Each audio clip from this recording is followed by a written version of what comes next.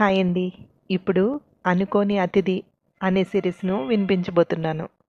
ఒక పెద్ద కుటుంబంలో గారాబంగా పెరుగుతున్న శశి, తన జీవితంలో ప్రవేశించిన అనుకోని అతిథి వల్ల ఎలాంటి పరిస్థితులు ఎదుర్కొంది? తన వల్ల కుటుంబానికి ఆపద రాకూడదు అనుకుని ఏం చేసింది? ధైర్యంగా ఎదుర్కోగలిగిందా? అనేదే కథాంశం. ఇక కథలోకి వెళ్దాము. శశి ఏది? అన్నాడు సత్యం లోపలికొస్తూ. మీ కూతురికి ఇంట్లో కాలు నిలబడుతుందా? కాలేజీకి వెళ్తానంటోంది. గట్టిగా చెప్పండి. ఏం వద్దు, చదివింది చాలు అంది సరిత. ఫోన్ తీసుకుని ఫోన్ చేసి, తమ్ముడు, అక్కడ శశి ఉందా అన్నాడు. నేను గొడ్ల చావిడిలో ఉన్నాను. మాట వినపడుతోంది. ఉన్నట్టుంది. పిలుస్తాలే అన్నయ్య అన్నాడు సూర్యం. కొద్దిసేపటికి, నాన్నగారు పిలిచారా అంటూ వచ్చింది శశి. 10th రిజల్ట్ వస్తుందంటున్నారు, చూస్తున్నావా అన్నాడు సత్యం. లక్ష్మి ఇంట్లో నెట్టుంది, అది చూస్తోంది. రిజల్ట్ వస్తే ఫోన్ చేస్తాను అంది. ఇంకా రాలేదు, వస్తే చేసేది. పిన్ని నెంబర్ ఇచ్చాను అంది శశి. శశి శశి నువ్వు ఫస్ట్ క్లాస్లో పాస్ అయ్యావట. కంగ్రాట్స్, ఇదిగో మాట్లాడు అంటూ శశికి ఫోన్ ఇచ్చింది రేఖ. నువ్వు అడుగుతూ పక్కకు వెళ్ళింది శశి. బావగారు ఫస్ట్ క్లాస్ తెచ్చుకుంది, నెక్స్ట్ ఏంటి అంది రేఖ. నువ్వు కూడా ఏంటే, మనల్ని వదిలి ఎక్కడో హాస్టల్లో ఉంటుందా? ఆడపిల్ల అలా ఎలా వదిలేస్తాము అంది సరిత. ఎక్కడో ఒకరిద్దరు అలా అయ్యారని మన పిల్లని చదువు మానిపిస్తామా? బంగారంలా చదువుకుంటోంది అది అంది రేఖ. ఏం వద్దు, మన పిల్ల సరిగ్గానే ఉంటుంది, కానీ కొందరు వెధవలు వెనకపడి ఏడిపిస్తారు అంటూ వచ్చాడు రామం. రాంబాబాయ్, నాన్నగారు ప్లీజ్, లక్ష్మి కూడా జాయిన్ అవుతోందట, నేను చదువుకుంటాను అంది శశి. చదువుకో, నేను వద్దని ఎవరన్నారు అంటూ వచ్చాడు ఆఖరి బాబాయ్ చంద్రం. అక్కకు కూడా ఇష్టం లేదు అంది నేరం చెప్తున్నట్టు రేఖ. ముందు అత్తయ్య ఒప్పుకోవాలి కదా, ఆవిడ దీన్ని వదిలి ఉంటారా అంది సరిత. సత్యం, అన్నదమ్ములు నలుగురు, అందరూ ఉమ్మడిగానే ఉంటున్నారు. తండ్రి కాలం చేశాడు, తల్లిదే పెత్తనం ఇప్పటికీ. నలుగురు పిల్లల్లో ఆడపిల్ల శశిరేఖ ఒక్కతే, అందరిలోనూ పెద్దది కూడా. అందరికీ గారాల పట్టి. నానమ్మైతే మరీ ఎవ్వరిని ఏమీ అననీయదు. తనకి ఆడపిల్లలు లేకపోవడంతో శశిని ప్రాణంలా చూస్తోంది. ఏది అమ్మా అన్నాడు సత్యం. బాబాయ్ గారింటికి వెళ్ళారు అంది సరిత. నేను వెళ్తున్నా అక్కడికి అంటూ పరిగెత్తింది శశి. 4 ఇళ్ళు తర్వాత ఉన్న తమ్ముడింటికి వెళ్ళింది సీతమ్మ. నానమ్మ, నేను ఫస్ట్ క్లాస్లో పాస్ అయ్యాను అంది నానమ్మ భుజాల చుట్టూ చేతులు వేసి. నా బంగారం, నువ్వు కాకపోతే ఎవరు పాస్ అవుతారు అంది సీతమ్మ మనవరాల్ని ముద్దాడుతూ. మరి స్వీట్స్ ఏవే, ఊరికే చెప్తున్నావు పాస్ అయ్యాను అని అన్నాడు పరందామయ్య. దాని వంకని మీరు తినొచ్చని, ఇదిగోనే మనవరాలా అంటూ 2 సున్నుండలు తెచ్చి ఇచ్చింది పరందామయ్య భార్య శాంత. వద్దు, నాకు నచ్చవవి, తాతయ్యకు పెట్టమ్మమ్మా అంది శశి. ఇవి తింటే ఇంకేమైనా ఉందా, హాస్పిటల్కి పరిగెత్తాలి అంది శాంత. వాడు తినకూడనవి ఎదురుగా తేవాలా అంది సీతమ్మ. అవును, మీ తమ్ముడు చంటిపిల్లాడు, చూస్తే తినాలి అనుకుంటారు మరి అంది శాంతి. నీతో వాదించే ఓపిక లేదు నాకు, కానీ పదవే, మనం పోదాం అంటూ మనవరాలను తీసుకుని ఇంటికొచ్చింది. అమ్మా, నీ మనవరాలు చదువుతాను అంటోంది అన్నాడు సత్యం. నన్ను చాలా రోజులుగా అడుగుతోందిరా, అందుకే ఒక నిర్ణయానికి వచ్చాను. దాంతోపాటు నేను వెళ్తాను అంది. మిమ్మల్ని ఏ హాస్టల్లో జాయిన్ చేసుకుంటారు అత్తయ్య అంది నవ్వుతూ రేఖ. అది చదువుతాను అంటోంది. నేను నా మనవరాల్ని వదిలి ఉండను, అందుకే. మా ఇద్దరికీ ఒక ఇల్లు తీసుకో అంది పెద్ద కొడుకుని చూస్తూ. సిటీలో ఉండడం అంటే మాటలు అనుకుంటున్నావా? మనలాంటి వాళ్ళు అక్కడ కష్టం, నువ్వు అస్సలు ఉండలేవు అన్నాడు చంద్రం. మేమేమైనా అమెరికా పోతున్నామా? అక్కడ తెలుగు మాట్లాడతారు. ఆ ఏర్పాట్లేవో చూడరా పెద్దోడా అంది ఈ మాటకి తిరుగులేదు అన్నట్టు. రేపు పెళ్లి చేసి పంపినా ఇలాగే వెళ్తావా కూడా అన్నాడు రామం. పెళ్లి చేసి ఎక్కడికి పంపిస్తావు? ఒక్కగానొక్క పిల్ల, ఇల్లరికమే చేద్దాం.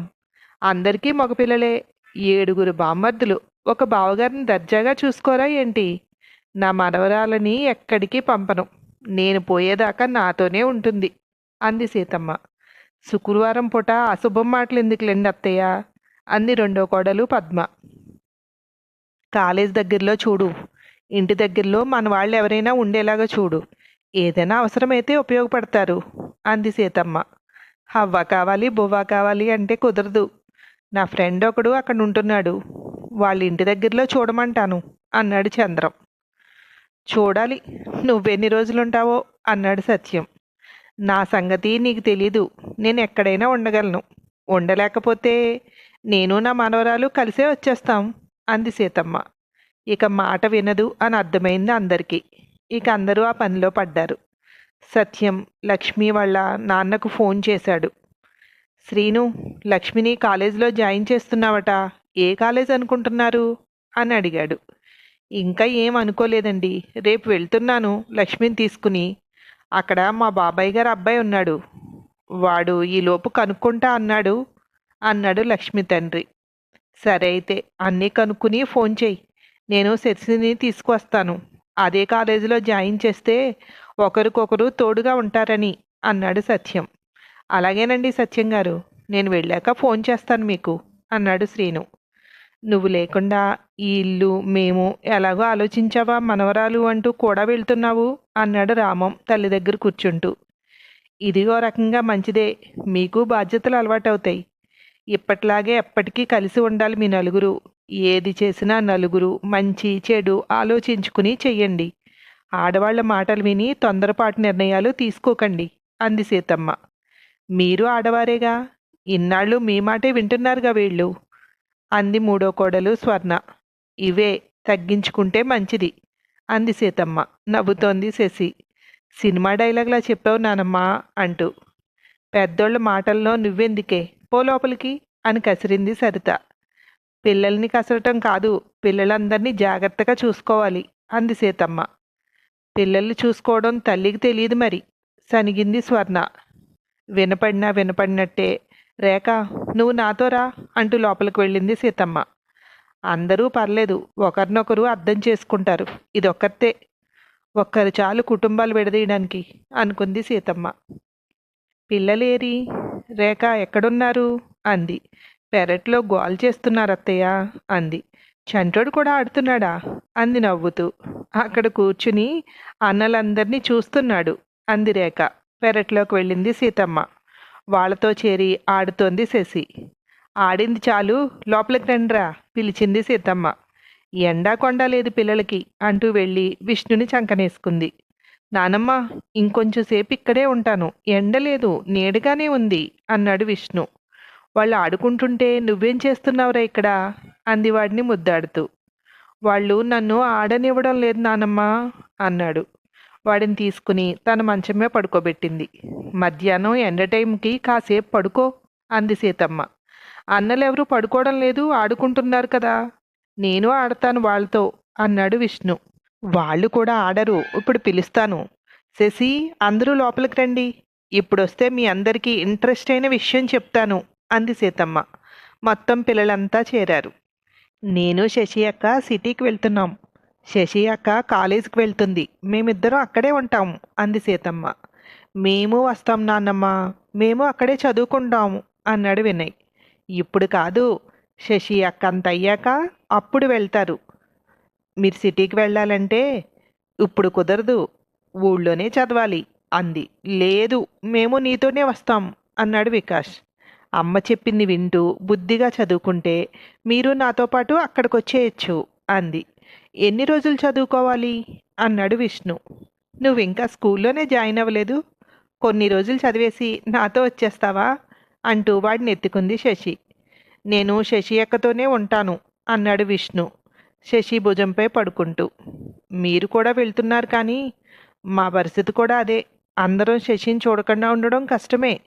దీని కబుర్లు, ఇది చేసే అల్లరి అందరికీ ఇష్టమే అంది రేఖ. మనందరికీ శశి అంటే ఎంతో ఇష్టమైనా దానికి చదువు అంటే అంత ఇష్టం.